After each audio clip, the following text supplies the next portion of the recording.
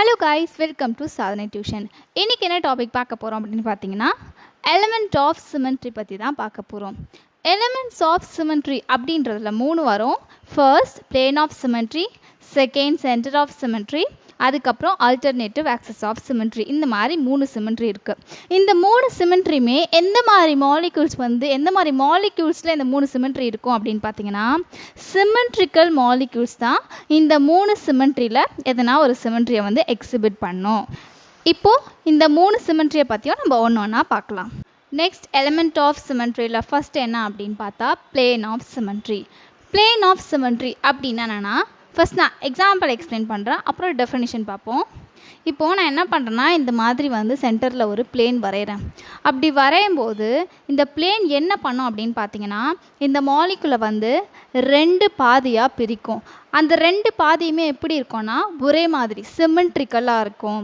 அதே மாதிரி இந்த 2 பாதியுமே ஒன்றுக்கு ஒன்று எப்படி இருக்கும்னா மிரர் இமேஜாக இருக்கும். இப்போ நம்ம இங்கே எடுத்துகிட்டு போய் ஒரு கண்ணாடி வச்சா எப்படி தெரியுமோ அதே மாதிரி வந்து இந்த ஒன்றுக்கு ஒன்று மிரர் இமேஜாக இருக்கும். இப்போ நான் இங்கே எக்ஸாம்பிளுக்கு வந்து மீசோ டார்டாரிக் ஆசிட் கொடுத்துருக்கேன். இதோட ஸ்ட்ரக்சர் பார்த்தீங்கன்னா இப்படி தான் இருக்கும். நான் என்ன பண்ணுறேன், இங்கே சென்டரில் வந்து பிளேன் வச்சிட்றேன். வைக்கும்போது இது எப்படி இருக்குது, இப்போ மிரரில் பார்க்குற மாதிரியே வந்து இங்கே இருக்குது இல்லையா? ஸோ அதே மாதிரி இங்கே என்ன குரூப்ஸ் இருக்கோ அதே மாதிரி தான் இங்கேயும் இருக்குது. அதாவது இங்கே கார்பாக்சைலிக் ஆசிட் குரூப், இங்கேயும் கார்பாக்சைலிக் ஆசிட் குரூப், இங்கே கார்பன், இங்கேயும் கார்பன்.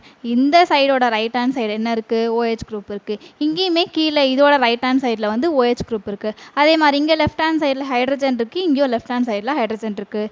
ஸோ அதனால தான் என்ன சொல்கிறோன்னா இந்த பிளேனை வந்து பிளேன் ஆஃப் சிமெட்ரி அப்படின்னு சொல்கிறோம். இப்போ டெஃபினிஷனுக்கு வருவோம். A plane which divides a molecule into 2 symmetrical halves is said to be a plane of symmetry. ஒரு plane என்ன பண்ணும் அப்படின்னா ஒரு மாலிகுலை 2 சிமெட்ரிக்கல் பாதியாக பிரிச்சுது அப்படின்னா அதை தான் நம்ம plane of symmetry அப்படின்னு சொல்லுவோம். நெக்ஸ்ட் செகண்ட் பாயிண்ட் பார்த்தீங்கன்னா the 2 symmetrical halves are the mirror image of each other.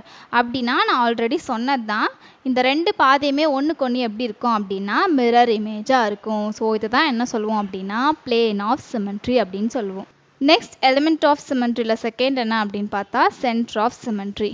Centre of symmetry அப்படின்னா என்னென்னா ஃபஸ்ட்டு நான் எக்ஸாம்பிள் எக்ஸ்பிளைன் பண்ணுறேன். இப்போது இந்த மாலிக்யூல்ஸில் என்ன பண்ணுறேன்னா இந்த பாயிண்ட்லேருந்து இதோட ஆப்போசிட் பாயிண்ட்டுக்கு ஒரு லைன் வரைகிறேன்.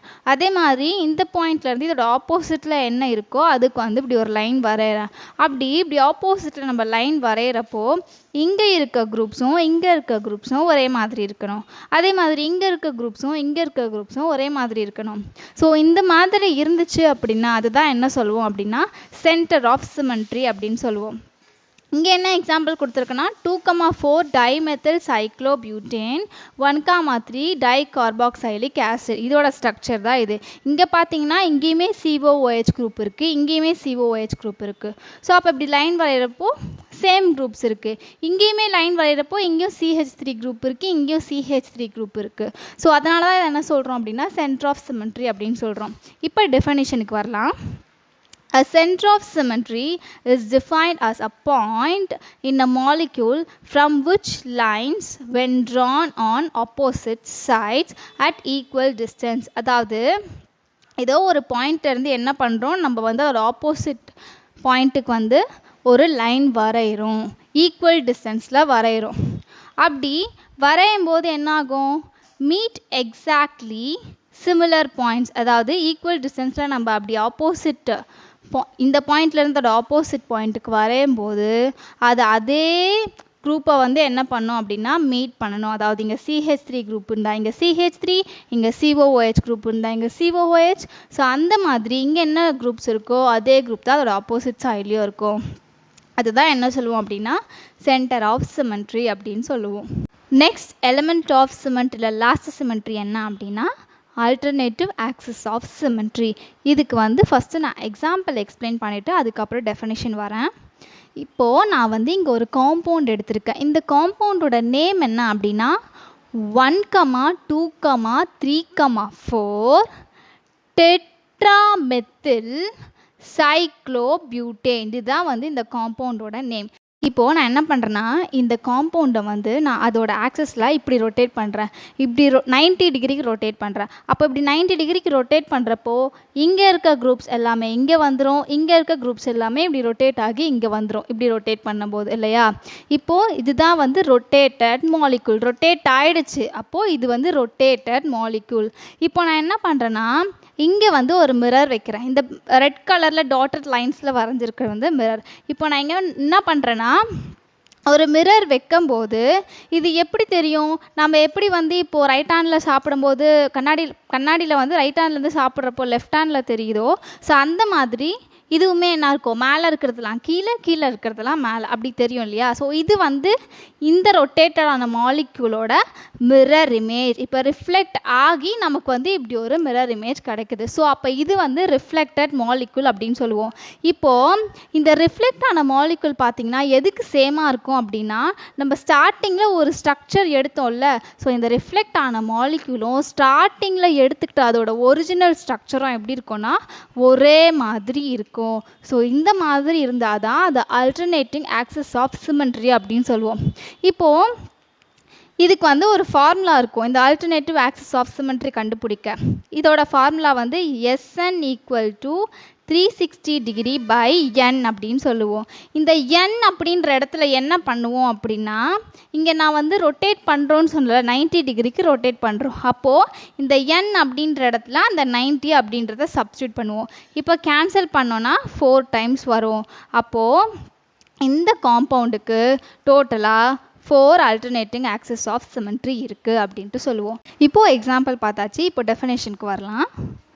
A molecule is rotated through an angle of 360 degree by n about this axis, and then the rotated molecule is reflected in a plane perpendicular to axis. இப்போ இது வரைக்கும் என்ன சொல்ல வராங்க அப்படின்னா, நான் ஒரு மாலிகுலை என்ன பண்ணுறேன் அப்படின்னா 360 by n டிகிரிக்கு ரொட்டேட் பண்ணுறேன், அதோட ஆக்சிஸில் ரொட்டேட் பண்ணுறேன். அப்படி ரொட்டேட் பண்ணும்போது ஒரு மாலிகுல் கிடைக்கும், ரொட்டேட்டட் மாலிகுல் அப்படின்ட்டு சொல்லுவோம் அந்த மாலிகுலை.